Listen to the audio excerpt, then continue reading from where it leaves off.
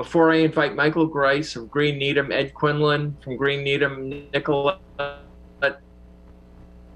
Sophia, Alana, and Christine in Environmental Action Club, Needham High School, let me say that I have met with these students on a couple of occasions, and I think this is a very exciting prospect for the town. And the fact that our students are so heavily engaged in these issues, which are so important to all of us and the future generations that have to live on this planet. So with that, Michael Grice is here with the students. Who is going to present, Michael? The students are going to do the presentation, and Ed and I are here to support them and answer questions. So I'll let them take it away. They will need the ability to share screen, though, assuming they can do that. Okay. Ladies and gentlemen, the floor is yours. Okay, so we are the Environmental Action Club at Needham High School. We're presenting about the solar panels that will hopefully be installed at the high school. My name is Nicolette Gravlin, and I'm a co-president. I'm Sophia D'Amelio. I'm also a co-president. And I'm Christine Mita, and I'm the treasurer. So in terms of what we've done so far, our main goal as students has been outreach. So to do this, we've made 2 infographics. One is pictured on the slide here. One was focused more towards the student body, and the other was directed more towards the town of Needham and the general public. And we were able to distribute these to the students and to the parents through News from the Hill. We also worked with students at the high school to create a promotional video that I think is on the Green Needham website. We've also met with different town departments, including the police department, fire department, DPW, and school transportation, to see how the project would work in terms of their point of view. And then we also just recently presented for the school committee and got their approval to move forward with the project. We've also done the Amoresco study, which is linked on this slide. And through this, we've been able to learn more benefits of the project, which Nicolette will go into more depth about. So some of the benefits of the solar panel canopy include that it reduces polluted runoff by channeling rain and snowmelt into the ground, thus reducing expenses in purifying drinking water. It includes electric vehicle charging, which would provide an additional public benefit and contribute toward decarbonizing transportation. It includes energy storage, which would deliver additional benefits, contributing to resilience and disaster preparedness. It meets our commitment to be a green community. It generates income with no capital outlay. It increases our use of renewable energy and reduces our dependence on fossil fuels. It supports Massachusetts jobs, and it moves toward the statutory commitments of the Global Warming Solutions Act and the committed goal of statewide net zero greenhouse gas emissions by 2050. Okay, so the annual savings are also a major benefit, one that many people care deeply about. Some data that we have found through other towns with solar canopies, such as Wayland, who had annual savings of $75,000, Lexington with annual savings of $180,000, and Ashland with annual savings of $107,000. Okay, how it affects students. Having the solar canopy at the high school would make the students feel proud to be a part of a community that cares about the environment and our future. By seeing the panels every week, they become a constant reminder of how our town is environmentally cautious, thus inspiring the students to care more about the environment and how their actions affect the earth. Another benefit, mainly one that upperclassmen will care more about, is how the panels will also protect the cars from extreme weather conditions, such as rain and snow.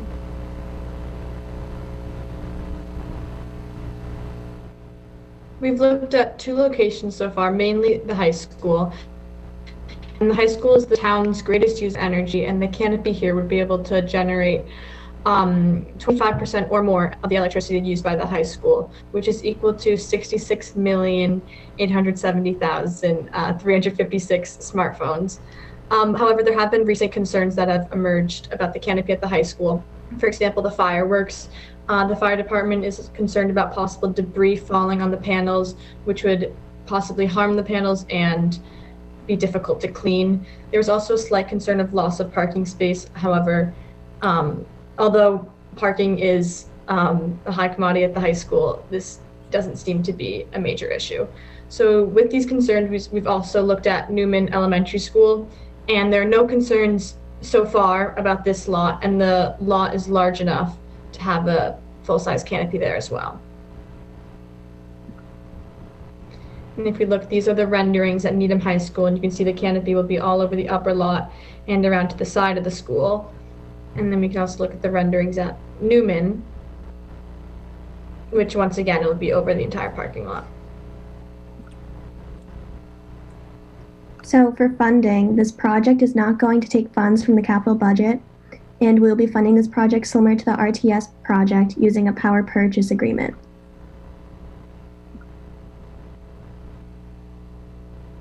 So as this whole project has mentioned, renewable energy is the future of energy, and we would like the Select Board's support and approval in this project to help make Needham a leader in clean energy and to continue to make our town better for future generations. So that's our presentation. Thank you for listening, and we hope you will support our proposal. Thank you very much for this proposal and all the work that you're putting into trying to produce green energy. I think it's of great value, and I know that my colleagues have questions and comments. So I'll start with John Bullion. Thank you. That was a wonderful presentation, and Michael and Hans and Ed, it's good to see you all. And but you know, that was really very, very well presented. That's a great plan, and I wholeheartedly support this. So I think this is great. Thank you for the work that you have done on this. It's a really, really great. So thank you. Thank you. Anyone else care to say something? Mary Ann? So I was curious about a couple of things. The investment tax credit was from last year, or this year is the last year of it? I just wanted to be sure I understood. We're coming to the end of that? The investment tax credit was continued. It will be there for a couple of years long. It's constantly renewed and may change again with the focus with this administration on climate and energy. And that would be the project. Whoever builds the project, they would be taking obviously advantage of the tax credits and the other benefits from Massachusetts, passing them through to us in a sense in the benefit that they give us for hosting it. Okay. I thought I understood when I read the presentation something different from what I think I just heard you say. The panels will include energy storage, and I'm just curious what kind of energy storage we're actually using and how much it can store. Anybody know?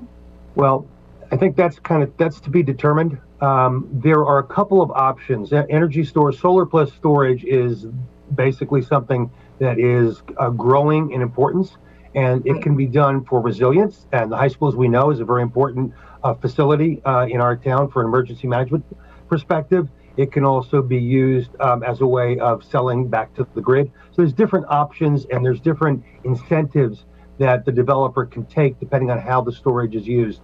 So that has to be designed into the project and planned as to how much storage could be used and where it would fit.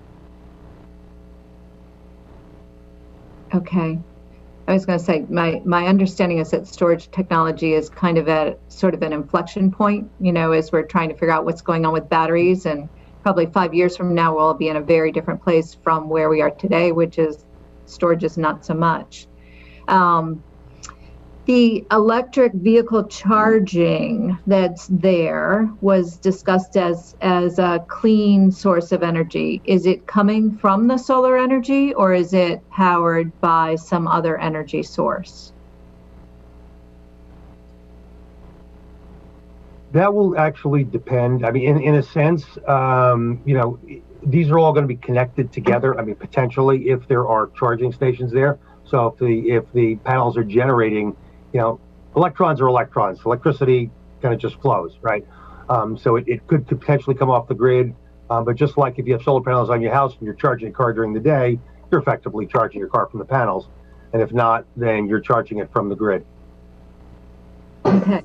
And I guess I was wondering, if people are charging cars from it, is that something that we're doing for free, or is there a fee that they pay for it, or how are we generally directing it so that the school gets serviced first? How does that work, or is that something we've thought about? That's something that can be determined. One of the options, and actually Hank and folks of the town have worked, there's a program called Eversource called Make Ready, in which Eversource will actually do the work of making EV charging available. So they'll pull the wires and provide the power at no cost for municipalities, for commercial locations, and for multifamily residential. And, you know, they assess them. And we've actually, as part, it's kind of a parallel project that Ed and I are working on. We've talked with the town and others here, and I know that the town's already looked at several potential locations for that and has asked Eversource to look at those. Now, Eversource does everything but put in the chargers. And so whoever the property owner is gets the chargers, puts them in, and then makes whatever arrangements they want. They could provide it for free. They could, you know, sign up with one of the charging companies that's out there, and people could pay for it. It's really up to the quote property owner, which in essence, you know, the town of Needham. Okay. All right. So I think all of this is great, and I think the ability to have the offset at the high school is really of tremendous value for the town. I did chuckle at the fact that the students would see the benefit is it would protect their cars, because the piece of all of this that I am most aware of is that the best thing all of us can do for the future is to use less energy, which means driving your car less, no matter what the power source is kind of right now. So, so I hope somehow that message of use less energy doesn't get lost, because that really is the real point. Thank you. Thanks, Marion. Anybody else have a comment or a question? Matt Borelli? Thank you, Mr. Chairman. It's great to see, and Hans, how are you? It's great to see the schools represented. My daughter's sophomore at Needham High, and it's just terrific for you to come before us and so eloquently discuss your plan. And it reminds me, I went by REI years ago, right? I think they had that idea in their parking lot to generate energy, and that was when I first saw it. I think pretty novel idea. And I see the layout at Newman. I think that's terrific. I guess my question is, if the high school, I know there was an issue maybe with fire, parking, and I don't know, you know, I just hate to block the high school, so maybe that's been taken into account. But have you thought of like the Snuda-Williams School or other schools and expanding on this in the future? Have you looked at all the schools, or is it kind of you're looking at these two now and then hopefully grow the idea? I think we're mainly looking at these two now. We've done the most looking obviously at the high school and then slightly more looking at Newman. But I think once we get this, there's many other lots in Needham that are possible locations, and I think growing the idea is definitely something we're interested in once we get the project started. Terrific. Well, best of luck. Thank you. Thank you. Anyone else care to comment? Dan Matthews? Very good. I appreciate your coming in and the presentation. I guess I'm really impressed with the fact that you've really tried to think it through, particularly looking at, say, some of the issues or problems, because it's a lot better to recognize those ahead of time and try to find things that work. Then sometimes we have good ideas to get way down the road, and then we bump into a big obstacle. So that kind of thinking is really helpful. I also like the idea of looking back at the RTS system as a model and an approach, because a lot of work went into that hopefully that wheel won't have to be completely reinvented, although, you know, some of the tax laws and things that people talk about are constantly changing, or they change year to year. But I think it's a good model that served us well. So it's good to see this kind of thorough thinking. And the fact is that over time, we've really got to reduce our energy dependence, have cleaner sources, and get more out of what we've got. And as Marianne said, getting more out of what we got probably includes using less according to our needs. So I think this is great work, and thank you for coming in. Thank you. I'd also like to add that when this town made advances in paper paper bags from plastic to paper. That initiative began at Needham High School, and this is another example of student-driven public policy. So this is a wonderful gift you're giving to the town and future generations of people who live here and everywhere else by helping us get green energy to be used by the residents. What would be the next step in this process if we were to hear a proposal to go forward? Does anybody have an answer to that? Mr. Chair, we would have to look at who the appropriate authority is. You know, if it's school property, it's, you know, likely to be a procurement by the school department. We have in our design and construction department, as you know, Hank has a great affinity for this, and I'm sure he'd be willing to give advice. But you know, we'd have to sort out, you know, between building maintenance, building design and construction, and the schools, whose actual jurisdiction it would be to move that forward. But we can have that conversation. Great, thank you. Any other closing comments?